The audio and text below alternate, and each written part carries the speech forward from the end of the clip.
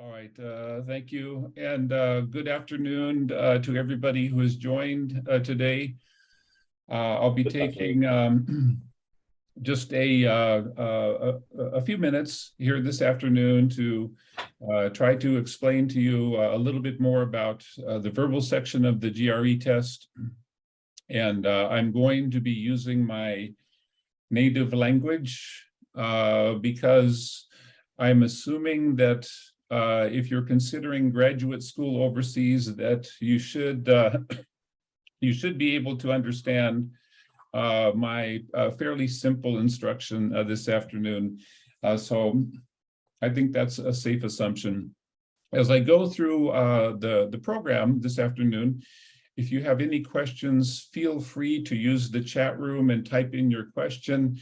At the end of my presentation, I'll be going to the chat room and trying to answer a few questions. We have a few minutes at the end of the presentation for me to answer questions that you have. So if there is something that I cover during the presentation and you have a question about that, you can put your question in the chat room and I'll try to get to it. All right, I'm going to be going through this information by using slides, of course. That's the easy way to do this. So let me share these with you. All right, I'll just make a few adjustments here on screen so that I can see everything okay. All right, let's jump right into it then. How can we do better in the verbal section on GRE? All right, so to begin with, we need to understand what we can expect to see when we take the test and what we're going to see that is going to examine our verbal abilities. So to start with, there's going to be a combination of sections of the test that examine your quantitative skills, or math, and your verbal skills. So for each of these two parts of the test, you're going to start out with section one of two sections. And this first section is always going to be medium level difficulty problems. So there's a mix. The majority of questions are going to be presented to you at the medium level of difficulty. And then depending on your performance in this section, later in the test, there will be a second section, and the level of difficulty in the second section will change according to the number of correct answers that you chose in section one. So there are three possibilities here. You stay at the medium level of difficulty, or you increase to a higher level of difficulty, or if you don't do as well as you want, you may go down into a lower level of difficulty.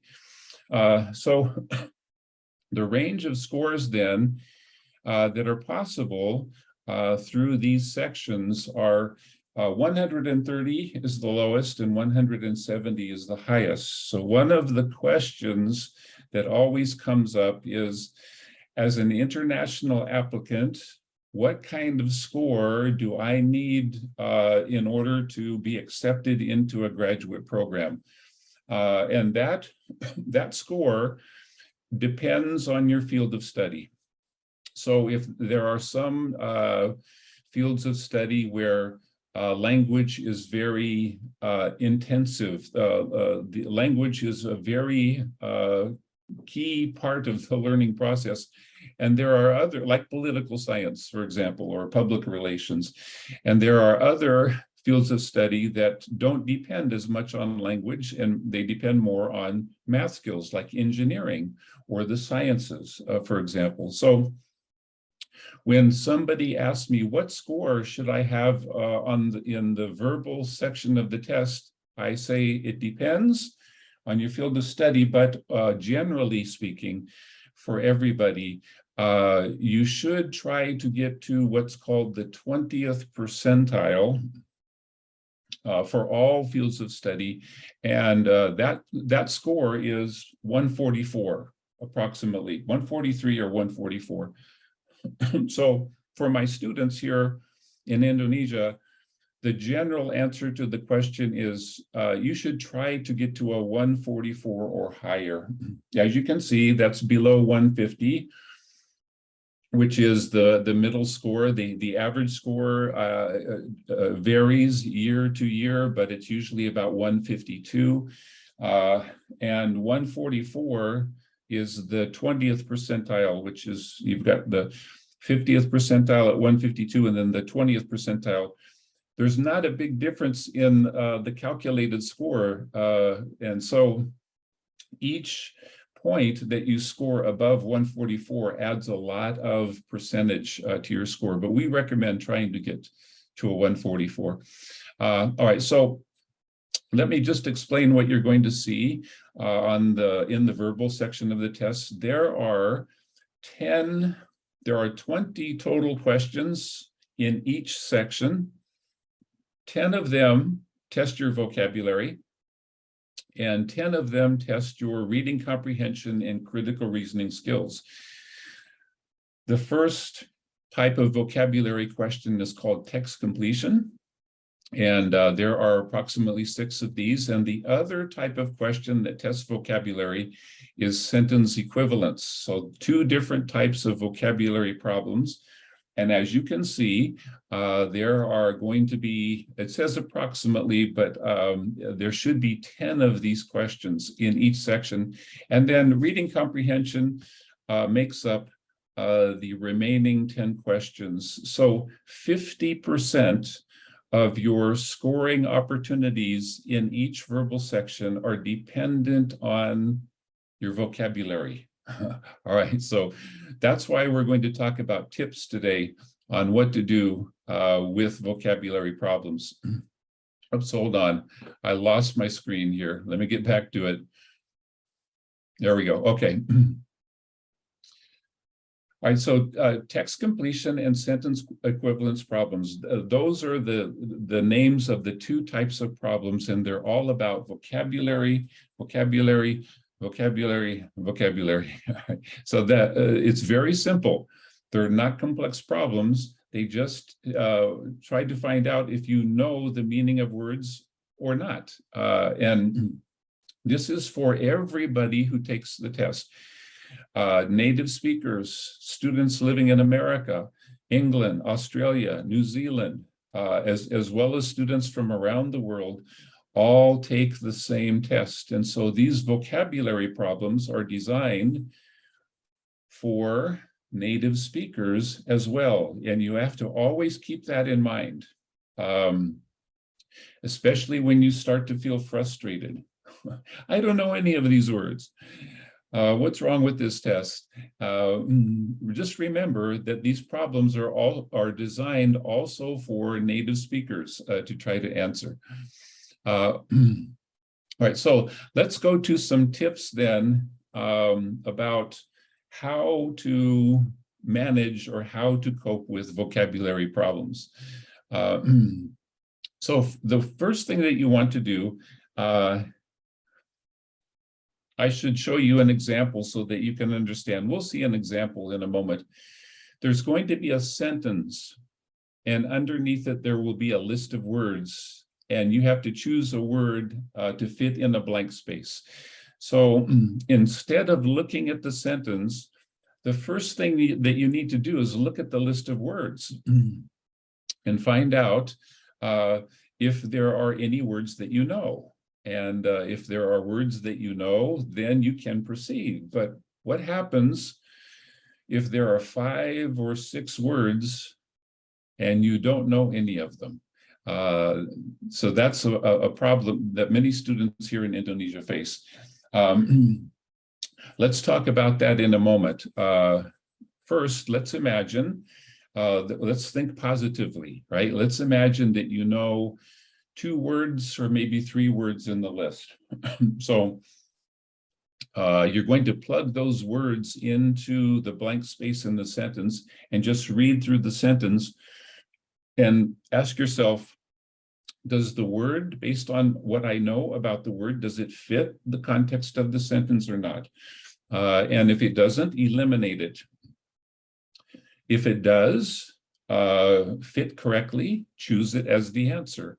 But if none of them do, then eliminate all of those words and then take your best educated guess from the rest of the words. Now, in a class, I would talk about how to make the best educated guess. And there are other techniques that we don't have time to talk about today, but there are good techniques that you can use even when you don't understand the meanings of the words. And so that's what we would talk about further.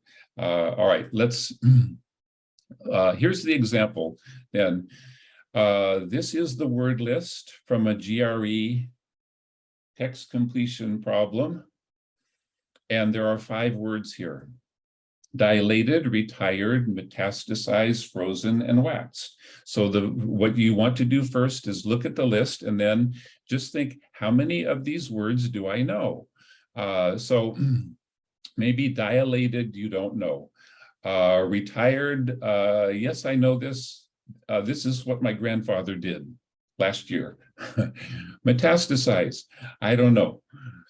Frozen, yes, I know this. This happens to ice cream. And waxed, yes, I know this. Maybe I do, because I know wax is with a candle. But this looks like it's a verb, so maybe I don't know what it means. All right, so then you have 3 words that you know that are possible answers for this problem, and now you proceed to the sentence. And read through and then plug in your words. Although the city's public mass transportation system has been retired from active service, frozen from active service, waxed from active service, traces of its presence may be seen in the train stations that have been converted into shopping centers. Right, and then you're testing your understanding of the words and finding out if any of them fit. And what you discover when you look at the sentence, and there are many clues here that we look at, like the word although at the beginning of the sentence and the comma in the middle of the sentence have meaning, and we have to consider these and what the meaning that's created in the sentence and how that affects the word that we choose. But that's for another time. So what we discover is that one word that we knew, retired, actually, when we plug it into the blank space, it fits.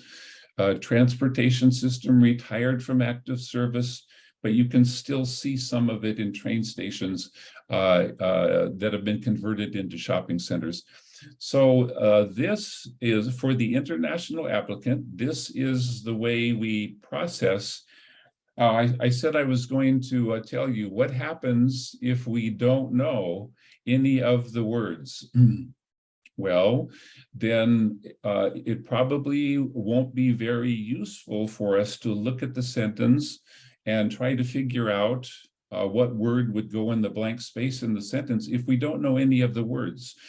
So in that case, we would use other strategies then to make a final assessment of the words, and then we would make our best educated guess for one of them.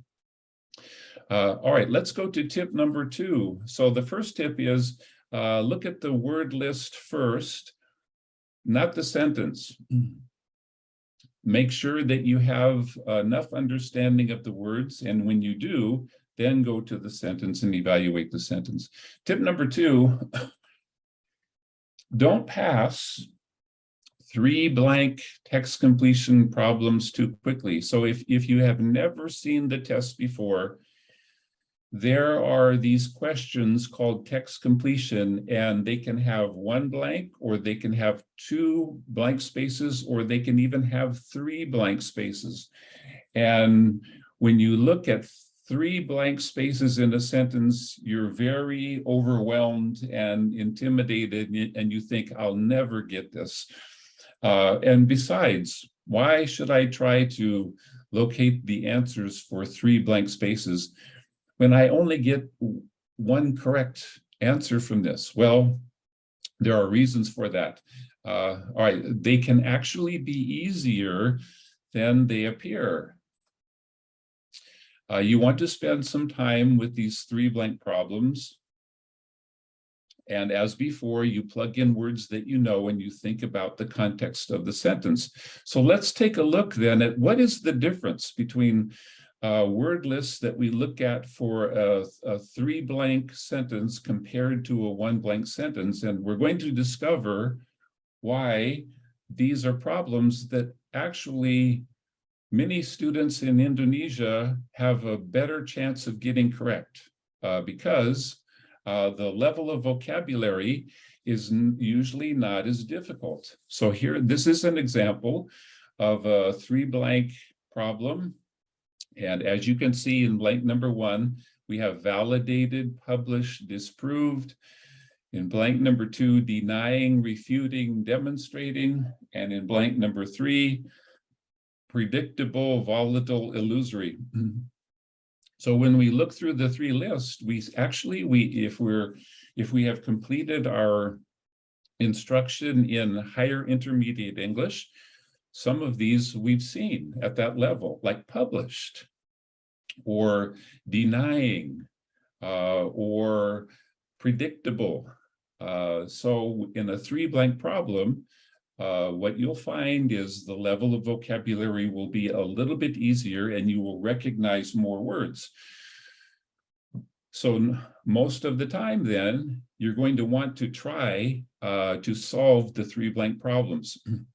So we have the sentence here and we read through it and we try to find clues and we analyze the sentence and I don't have time this afternoon to go through the whole thing here, but what we discover as we look at the sentence then is that there are certain parts of the sentence that are important and give us clues about the words that we need to choose.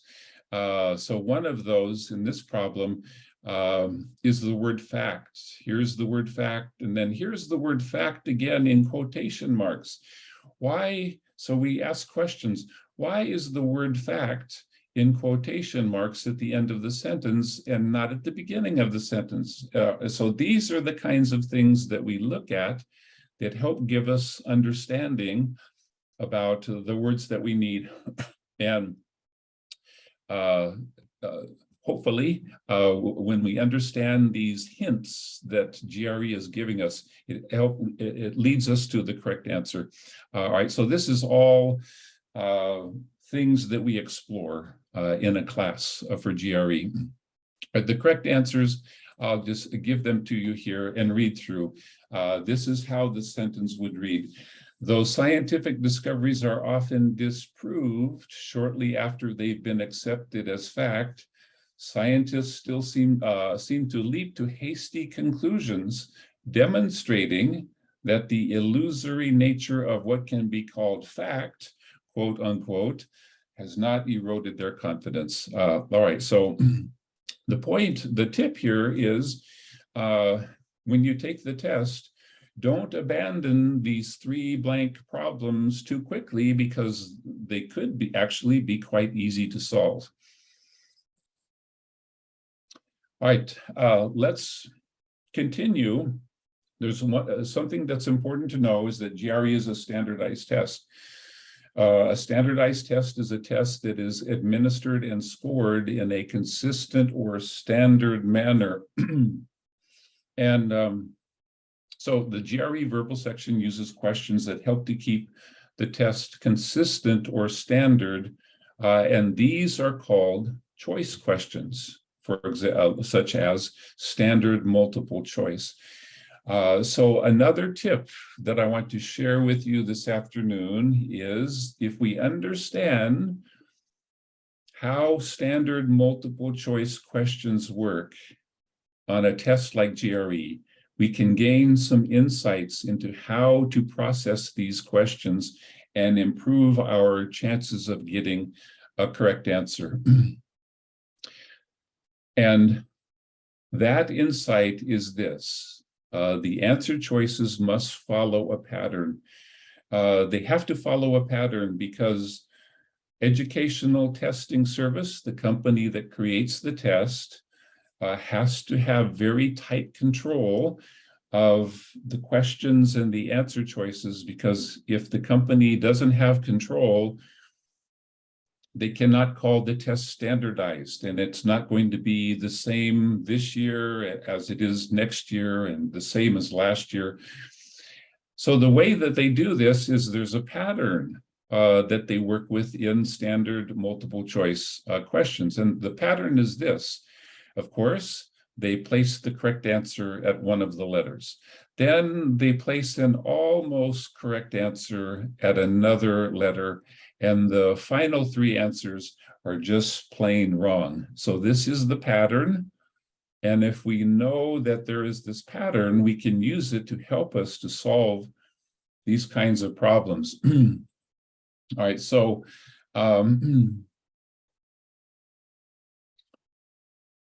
based on that, let's look at a tip for reading comprehension. Sometimes it is easier to look for one of those wrong answers than it is to find the correct answer. And this leads us into a technique called process of elimination. So one way to solve a multiple choice problem is, instead of trying to find the correct answer, which can be very difficult, what we do first is we eliminate the incorrect answer choices, and that will help us to find the correct answer more easily.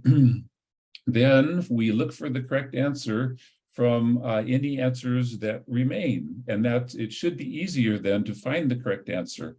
ETS tries as much as possible to hide the correct answer by giving us answer choices like the almost correct answer, which we call distractors. They appear to be correct, but if we look closely at them, there's something wrong if we stop and look closely. All right, let's go back then. Here's our pattern. So how do we process this pattern if we're solving a reading comprehension problem? The first thing that we do is we eliminate the wrong answers and we hold the correct answers. So we start at the top with A, and we see that there's something wrong and we eliminate that. We see that there's also something wrong with answer B, and we eliminate that. And we keep processing through the answer choices. When we look at C, it looks like it's supported by the passage, so we hold that. D doesn't look good to us, so we eliminate that. And E is also supported by the passage, so we're going to hold on to that. Now that we know the two likely answers that are going to be correct, we get rid of the wrong answers. We stop looking at those. We don't want to be distracted by them at all when we're thinking about the correct answer choice. So we get rid of them. And then we compare those two answers that appear to be correct. And in the comparison, there's something that we may not have seen before that makes one of the answers a little bit more correct than the other answer. And when we see this, when we eliminate the three wrong answers and make the comparison between the two, we discover that one is supported more in the passage than the other one, and that's the one that we choose. So the tip is understand the pattern and use the pattern and the process of elimination to help guide you to the correct answer, instead of thinking that every answer that you look at, which is 5 answers, could be correct. Yeah, that's how we get confused. That's not a good way to do that. All right, I'm going to just give you a quick demonstration of this. So I'm going to show you a passage now. It is a short passage, and it's something that you'll see a similar passage on the test that will be like this. And when you see a short passage, that means that you can slow down a little bit and read at your regular speed instead of reading quickly, if you, which is what you would do if you had a passage with 3 paragraphs or 4 paragraphs. You would want to read quickly. But on GRE, they have these short passages, and when you see them, you should read at your normal reading speed, because the questions that follow are usually about small detail in the passage. All right, so let me share that with you. Here it is. And this is a passage that you would see on the test. Let's take 2 minutes now to read through this at your normal reading speed, just to get a good basic understanding of what the passage says. All right, take 2 minutes and read through.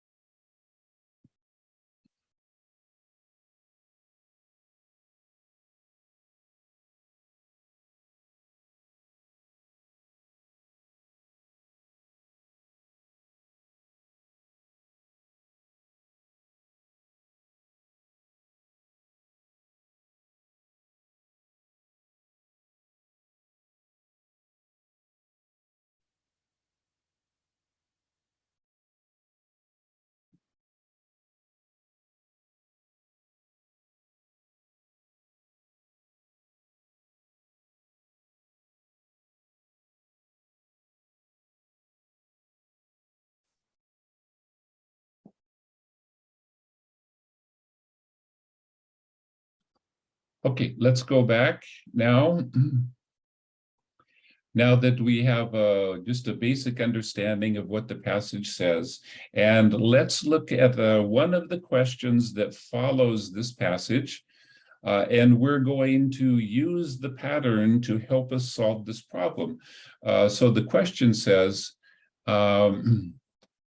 which conclusion, I've got to change, there we go, it's pops back. Which conclusion about the competition between the 2 explorers does the passage steer the reader toward? Okay, let me come back here. I go previous. There we go. Okay, so we're going to use the pattern now, and we're going to use the process of elimination and the pattern to help us to solve this problem.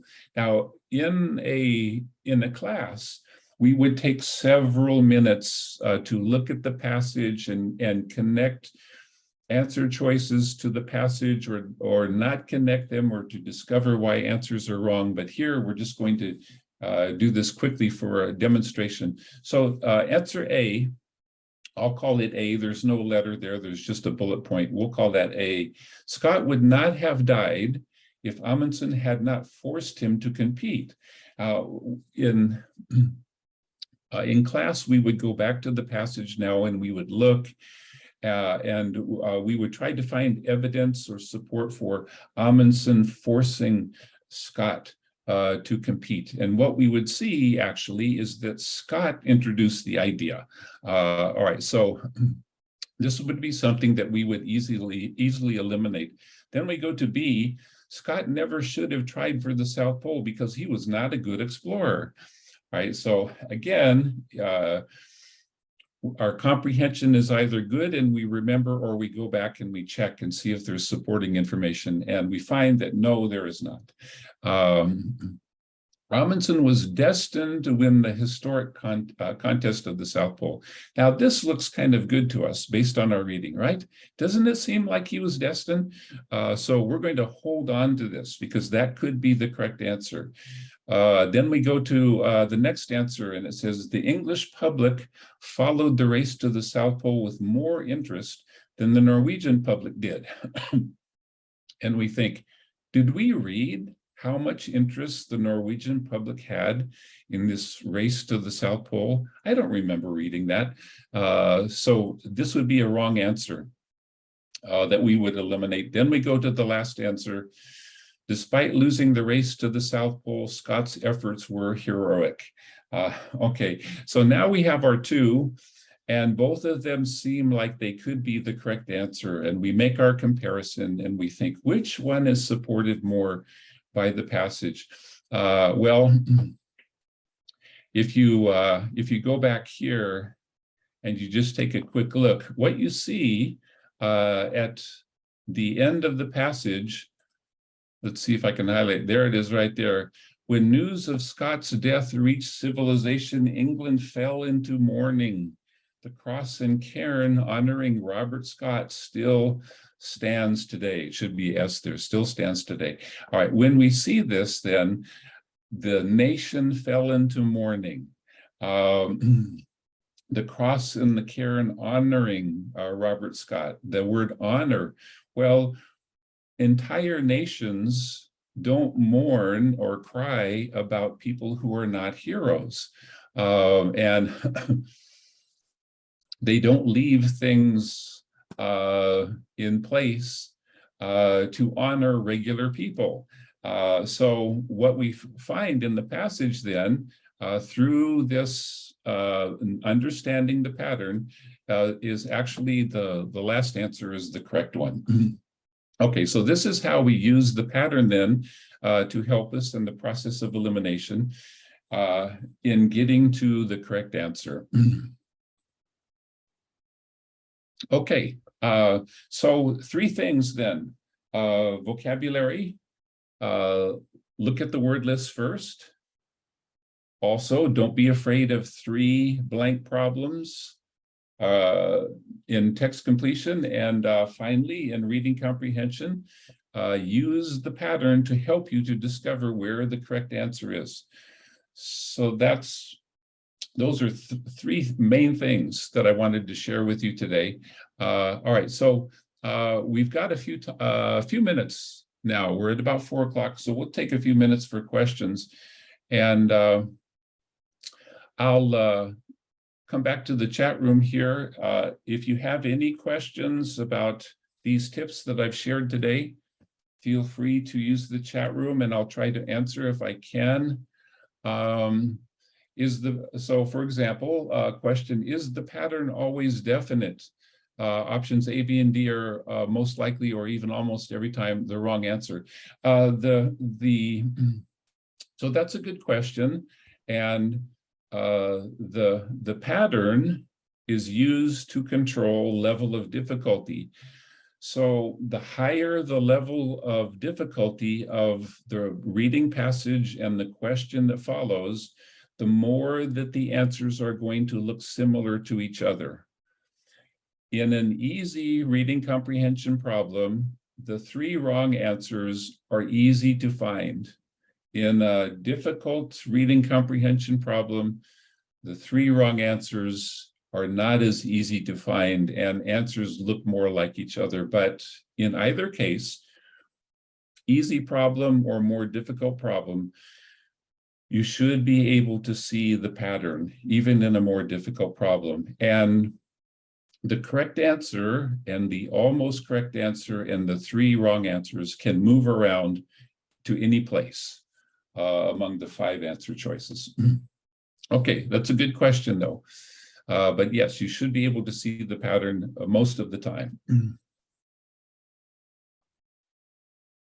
Okay, what else can I help you with? Buat teman-teman ada yang mau bertanya, nanti tinggal chat, Pak Erik akan baca chatnya dan kita bisa diskusi kira-kira seperti apa. All right, next question. What do you suggest is the best resource and fastest way to get a lot of vocabulary? All right, I need to pass a verbal scoring. Perhaps you have a recommendation. Yes, I do.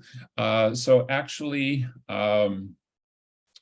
the best way to learn vocabulary that you might see on the test is to look at lists of words that are collected by publishing companies like Kaplan. They have scan tests, and they look for how often words appear on the test. And based on their research, they put lists of words together with the definitions for students to look at in the hopes of seeing these words appear again on a future test. So that's where I would start. And you can find these word lists, they're in Kaplan materials. You can find them on the internet. They're fairly common. And that's where you want to start. Find a word list that is the words that appear most often on the GRE test. And you'll find that list.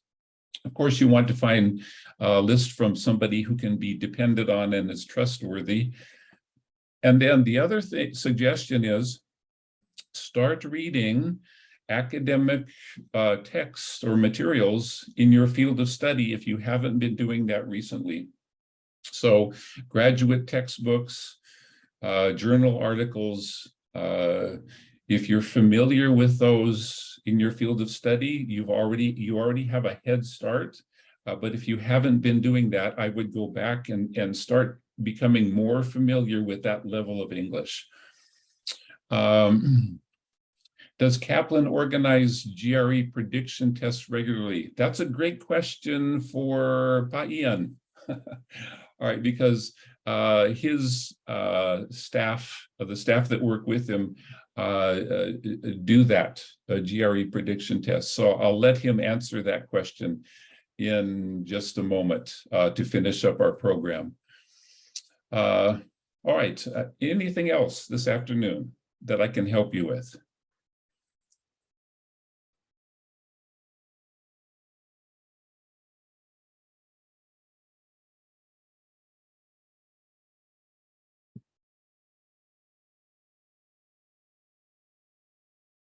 Buat teman-teman yang join sesinya ada pertanyaan berlanjut mungkin bisa drop chatnya saja, atau kalau seandainya mau on mic bisa on mic dan Here we go. coba nanya ke Pak Erik. Yeah, I always wait a moment because it takes time to type in the question. A platform or channel for self-learning. Well, for self-study, you can choose materials from any major publisher. Kaplan is one of them. There are others, of course, Princeton Review, Manhattan. There are quite a few materials on the internet.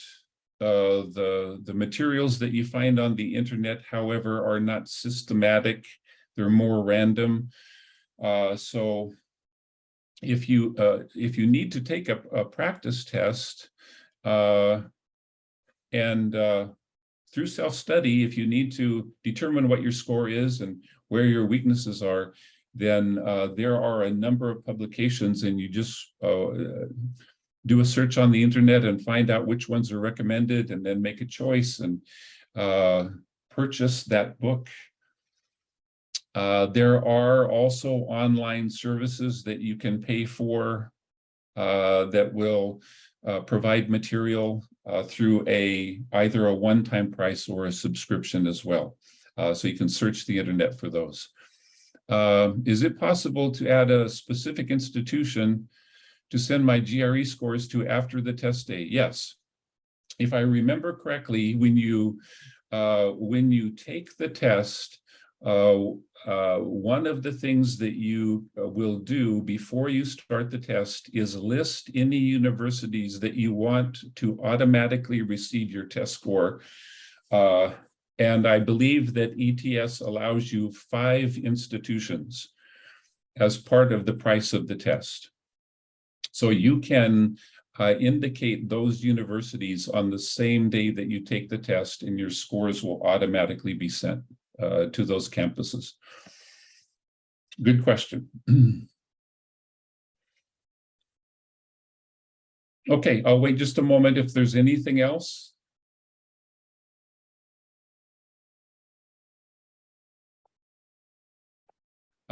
Question, how substantial is the GRE score in the admissions consideration? That's a good question. I'll try to answer it with a simple answer.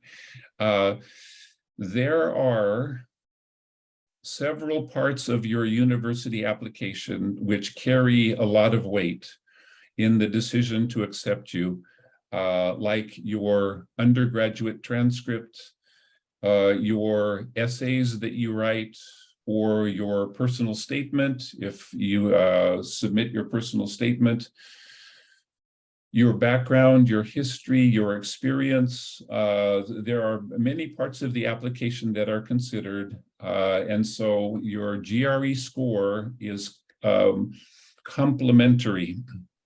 The university is going to place the most importance on your experience as an undergraduate student and then after graduation, and your involvement in your field of study, and what you have to say in your personal statement or your essays. All of that is very important.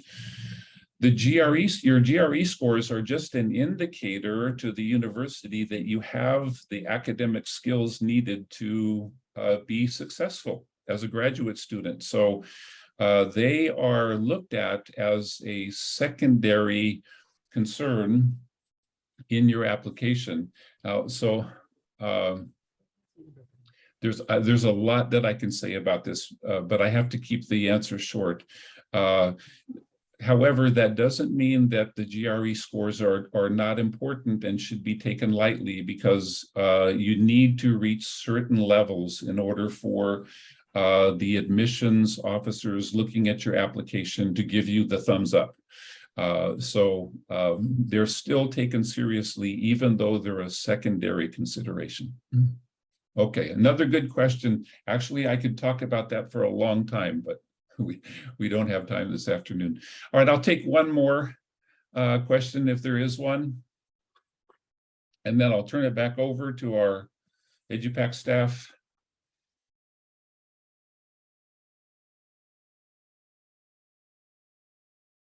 All right, here's one. Does the college or institution have access to my previous GRE scores?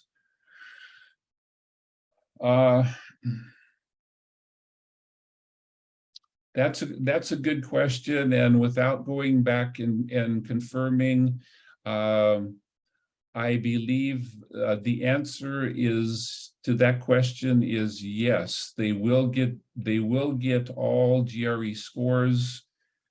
There is an option if you take the test and you just don't feel like you performed well. Maybe you're not feeling well that day, or you're distracted because there's something happening in another part of your life. There is an option after the test to cancel that score for that test. Now, I'm going to say yes, they have access to all of your GRE scores, but I'm not 100% confident about that. I'd have to go back and double check the information, the current information, and find out whether you can erase any of the previous scores. But my initial answer is yes, they do. All right, one more here. I tried to do a practice test and focus to struggle on reading the paragraphs. Okay, yeah, all right, so what you want to do, that's another good question. What you want to do is, if you have trouble concentrating because the level of English is higher than you're used to, you want to create a brief outline on a piece of paper, and after you read each paragraph in a longer passage, Now, in a short passage like the one we looked at today, you should be able to maintain concentration. But in longer passages that are 3 or 4 paragraphs long, if you get to the end of the passage and you have a difficult time remembering what was in paragraph 1 and paragraph 2, then what you want to do is create a brief outline. And at the end of each paragraph, you just pause for a moment and you write down 2 or 3 keywords that capture the main idea of that paragraph. And then you continue reading. And when you get to the end of the next paragraph, you write down 2 or 3 keywords for the main idea for that paragraph. And what this does is it helps you to remember the main idea in a paragraph when you finish the passage. And it also gives you a task to do. If you know that you have to write those words when you finish the paragraph, it helps you to stay focused so that you know what those words are that you want to write down on a piece of paper. So creating a brief outline as you read through the passage can be helpful. Okay, the common problem though, it's a common problem. Okay, very good. We're at almost 4:15 this afternoon, so I have to bring my part of the program today to a close. So thank you for joining me, and let me turn it back over now to our EduPac staff, and they'll finish up the program this afternoon. Thank you, Pak Erik. Untuk teman-teman yang nanti ada pertanyaan, nanti bisa untuk khusus untuk konsultasi terkait program GRE, nanti bisa kontak ke Pak Ian. Pak Ian akan jelasin lebih lanjut kira-kira sistem metode belajar, program seperti apa, terus durasi kelas seperti apa, nanti Pak Ian akan bantu jelasin. Dan kalau untuk teman-teman yang butuh informasi untuk studi keluar, nanti bisa kontak ke Pak Richard seperti itu, lebih kurang seperti itu. Untuk sesinya Pak Erik sudah kelar. Kalau seandainya mungkin untuk teman-teman ada pertanyaan berlanjut terkait Kaplan secara general, atau mungkin ada drop pertanyaan untuk Pak Ian, nanti bisa mungkin drop chat di kolom chat saja, kita coba bisa diskusi mungkin untuk beberapa menit ke depan seperti itu. Kalau ada pertanyaan, atau kalau seandainya mungkin bisa untuk mau chat ke WhatsApp, nanti bisa kontak ke nomornya Pak Ian.